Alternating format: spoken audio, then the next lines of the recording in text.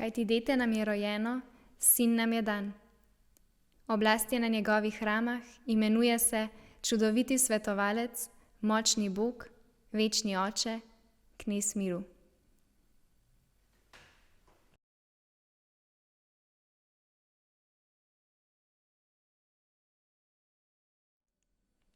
Čudoviti svetovalec. Od vseh 4 omenjenih imen me ta vedno znova najbolj nagovarja.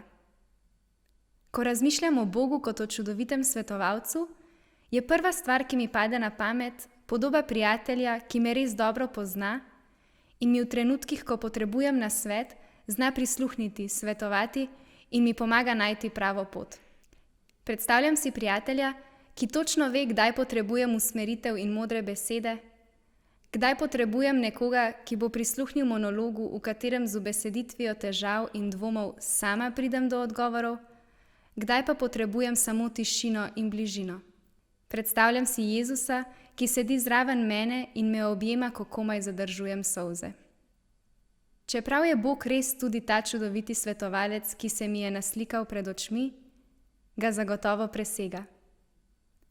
Kaj torej pomeni, da je Bog čudoviti svetovalec?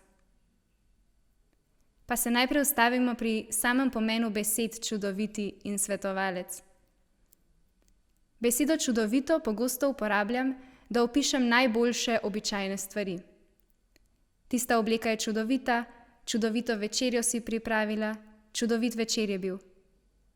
Ampak beseda čudovito ima v stari zavezi globlji pomen. V tem kontekstu pomeni, da je nekaj tako dobro, da presega naše razumevanje. Tako dobro, da je nedojemljivo, čudež. Jezus je čudoviti svetovalec.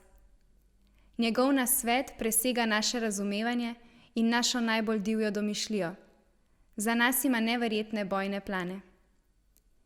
Beseda svetovalec se tukaj ne nanaša na nekoga, kot je terapevt ali svetovalna delavka. Pisec knjige preroka Izaija je imel v mislih bolj stratega, nekoga, ki je pripravljal načrt za vojaške zmage. To dete, ki se bo rodilo, nam razodeva Božjo, s čudeži prepojeno modrost in načrte za ta svet. Njegovi načrti presegajo vse, kar si lahko predstavljamo, očarajo nas s svojo neverjetnostjo, nam pokažejo nepričakovano lepoto, nezasluženo milost in pogosto nam zaradi njih zastane dih. Izaija nas spominja na Božji dar. Jezus je naš čudoviti svetovalec. V svoji božanskosti je vseveden, v svoji človeškosti nas razume. Ko si želimo reči, da ne razume, kaj se nam dogaja, se moramo spomniti, da je Jezus hodil po zemlji.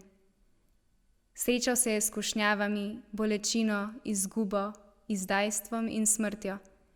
In vse to je pretrpel za nas. Ko je prišel živeti na ta svet, nam je pokazal globino svoje ljubezni. On ve, mar mu je in razume. Lahko zaupamo in verjamemo, da posluša, ko mu svoje težave izročamo v molitvah in nas vodi v pravo smer. Hvala Bogu, Jezus ne daje slabih nasvetov. Vemo, da si želi najboljše za nas in da nas ljubi bolj, kot si sploh lahko predstavljamo. Celo pozna nas bolj, kot poznamo sami sebe. Z vami bi rada delila izkušnjo, ko sem na lastni koži doživela, da je on res čudoviti svetovalec. Že od vedno so mi všeč besede. Najraje imam tiste, ki se me nepričakovano dotaknejo. In spominjam se dneva, ko sem se utrujena, zmedena in malo razočarana nad situacijo, v kateri sem se znašla, zatekla v kapelo. Nikakor nisem mogla zbrati misli. Jezna sem bila sama nase, ker se nisem mogla osredotočiti na molitev. Kar naenkrat zazvoni telefon. Najprej se zjezim sama nad sabo, kako sem ga lahko pozabila utišati. Hitro preklopim na tihi način in pogledam, če je kaj nujnega. Mail z razmišljanjem o dnevni Božji besedi. In ga odprem. Zadnje besede se glasijo: bodi prizanesljiva do sebe. Vesel sem, da si tukaj. Ničesar več ne potrebujem od tebe. Tako dobro me pozna, da točno ve, kaj potrebujem, da začutim njegovo ljubezen. On je Bog, ki nagovarja. Nagovarja konkretno vsakega izmed nas, vsakega na svoj način in vsakega ob svojem času. Ampak pogosto se zgodi, da mi on na uho šepeta nasvet, ki ga potrebujem, jaz pa ga v hrupu vsega, kar se mi dogaja in plete po mislih, sploh ne slišim. Zato je moj prvi izziv zate v tem tednu, da si vzameš nekaj časa in mu prisluhneš. Vzemi si nekaj časa za molitev v tišini in pusti, da ti spregovori. V pomoč ti je lahko zapisovanje misli, ki se ti porajajo, lahko pa preprosto sediš v tišini. Poskusi umiriti misli. Ne sekiraj se, če se ti zdi, da je tiho, da ti nič ne govori. Morda potrebuješ nekaj vaje v tišini, da se ga boš naučil slišati. Ali pa je danes tišina način, na katerega ti govori.